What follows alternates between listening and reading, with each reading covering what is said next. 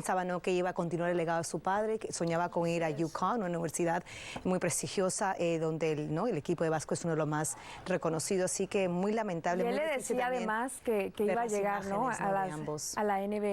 Days a week. Good morning, San Antonio. Weekdays and weekends.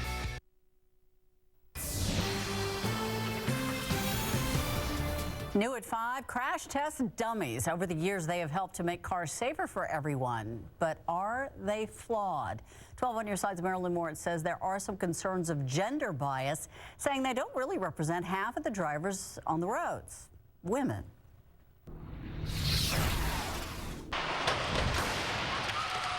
They may have blank faces and androgynous features, but most crash test dummies represent a very specific type of driver, the average adult man. There are no crash test dummies that represent the average female in our country, and that's despite the fact that women are nearly half the drivers and are more than half the population. Results from safety crash tests like this one have a direct impact on how cars are designed to make them safer.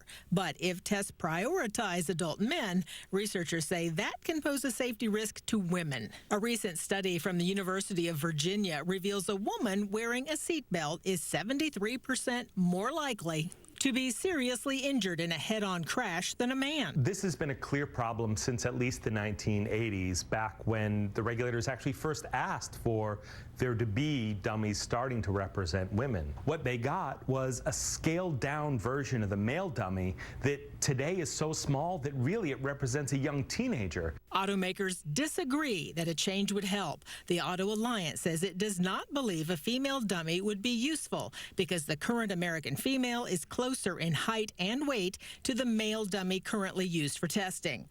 Consumer Reports says it's not enough to simply scale down a male dummy. There are important physiological differences between men and women that makes our bodies react differently during a car crash. The government is working on a new crash test dummy called Thor. It can collect more data, but there are no plans for a female Thor. Marilyn Moritz, KSAT 12 News.